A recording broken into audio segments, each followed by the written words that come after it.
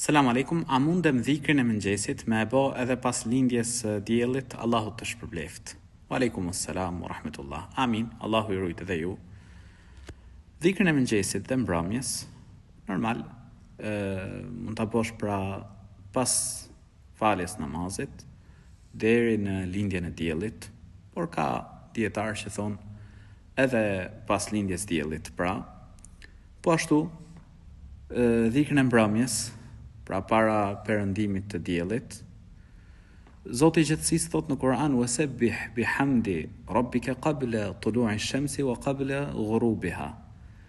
Lavdroje Zotin tënd me falënderim para lindjes së diellit dhe para perëndimit të tij.